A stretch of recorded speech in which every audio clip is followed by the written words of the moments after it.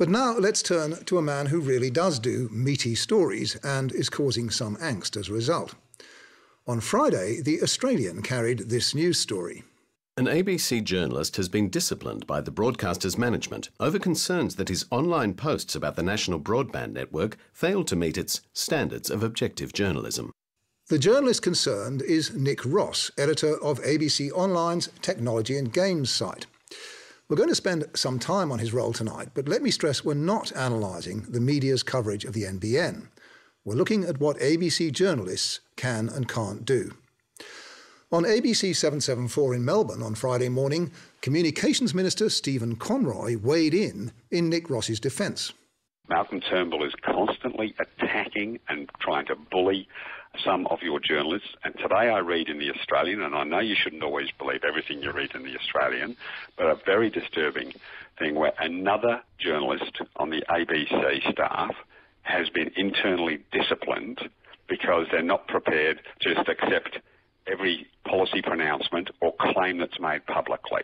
Senator Conroy was talking to morning host John Fain, who told his listeners, well, now, by way of background, the ABC has disciplined one of its editors, a man called Nick Ross. Mr. Ross has been critical of the Coalition's broadband policy and supportive of yours, and it's been determined by the ABC internal complaints process that his reporting has not been even-handed.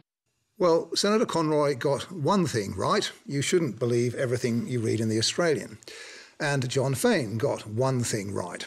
Nick Ross is a supporter of the government's National Broadband Network and a critic of the opposition's alternative policy. But he hasn't been disciplined by ABC management, and no formal complaint about his NBN articles has been upheld, though some of them have proved controversial. As Nick Ross told John Fain later that morning, you may have noticed that not many people know too much about the National Broadband Network in this country, and coverage isn't that great. So I wrote what I hope to be a definitive article that summed up every single thing we knew about it, and this article was 11,000 words long. It seems to have caused a few waves. One of the first responses came from Malcolm Turnbull, who tweeted that I was biased and corrupt and stuff like that. We haven't been able to find any tweet in which Malcolm Turnbull has even hinted that Nick Ross is corrupt. But spats on Twitter between the opposition spokesman for communications and the ABC's editor of technology and games, who tweets under the handle at ABC Tech, are nothing new. For example, last July. Do you really work for the ABC, or is it the NBN Co? I work for the Australian public. Your relentless NBN propaganda is an embarrassment to the ABC. Well, here is a challenge to you. Set out the facts upon which you rely. Which is what Nick Ross claims to have done in his extraordinary article first posted a bit over 2 weeks ago. The vast differences between the NBN and the Coalition's alternative. It is very long, very detailed, and it pulls no punches. In just about every case, the Coalition's alternative compares unfavourably to the current plans, and usually in dramatic fashion. That's based upon the facts and the information currently available in the public domain. The article attracted hundreds of comments, most of them complimentary. If you're a loyal reader of The Australian or the Financial Review, you'll have got the impression that the NBN is going to be an expensive white elephant. But the tech world on the whole believes that is misinformation. Veteran tech writer René Lemay, for example, who publishes the website Delimiter, wrote a paean of praise for Nick Ross. Virtually alone, out of all of Australia's technology journalists, Ross has had the courage and the conviction to seriously and in detail investigate the often dubious claims which the Coalition has made. Ross's work, claimed Lemay, represents fantastic value for the ABC's audience. But, needless to say, there are those who think the opposite, notably Graham Lynch, founder of ComsDay.com, a newsletter for communications executives. He posted a scathing riposte to Ross's magnum opus. Not only is the piece unbecoming of acceptable editorial standards regarding bias, but also those of accuracy and logic. It is a disservice to both the ABC's audience and the cause of NBN supporters. The same day, Malcolm Turnbull tweeted, Graham Lynch exposes the bias and ignorance of the ABC's Nick Ross. And the spat was on again. You said you don't like personal bilious attacks. Please, be consistent. Just days earlier, the pair had clashed at an annual conference for tech heads, if I can call them that, in Queensland, when Ross challenged Turnbull after his keynote address. Apologies for the quality of the recording. One of the biggest benefits of NBN is telehealth. It's going to save billions every single year. It's already saving tens of millions in trial rollouts in Australia. Well, that is just absolute nonsense. I don't know where you get this stuff from. The exchange lasted for several minutes. Now, your assertion that you can't have telehealth without fibre to the premise, you should raise that with the rest of the developed world and the rest of the OECD, because it is a view that is clearly not shared elsewhere. And you're completely wrong there. There are tons of stuff everywhere. You heard the astonished laughter. Kickstart conferences are known for robust question and answer sessions, but some people present felt Ross went too far.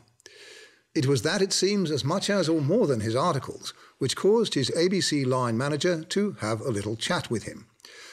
The manager, Bruce Belsham, tells Media Watch, "Contrary to some reports, Nick has not been disciplined, but we did talk about the best approach in such situations and about his NBN pieces in general." So what about that article? According to his admirer René Lemay, Ross's NBN opus is not only long, it's impeccably well researched. But after cataloguing nearly 50 examples of what he claims are factual inaccuracies and unsustainable assertions in Ross's essay, Graham Lynch writes that he's engaged in a slipshod and embarrassing campaign. Now, I'm not going to pretend that I know who's right on the facts, nor, I suspect, does Bruce Belsham, but he supports the expertise of his specialist journalist. I'm comfortable that Mr. Ross's conclusions are evidence-based and that he is knowledgeable about the NBN. There's no doubt that it would have been safer if Ross did what ABC journalists often do, set out what the government claims about the costs and benefits of the NBN and the opposition's claims for its own policy, and leave it to the reader to judge. But to many media critics, that's just a cop-out. It's what New York University's Jay Rosen has called he said, she said journalism, and he's been railing against it for years. The tools are there to make an independent assessment of who is right. For journalists, that is the critical point. That's certainly what Nick Ross claims to have done. As he put it a year ago, "Being a public servant, I'm duty-bound to inform the public of the truth." But what if an ABC journalist concludes that the truth is almost all on one side? Isn't he supposed to be impartial? The ABC's answer is this: he can't just publish his opinions. He can publish expert analysis and let the chips fall where they may. How do you tell the difference? Well, 2 years ago, the ABC issued a guidance note for its editors to help them do just that.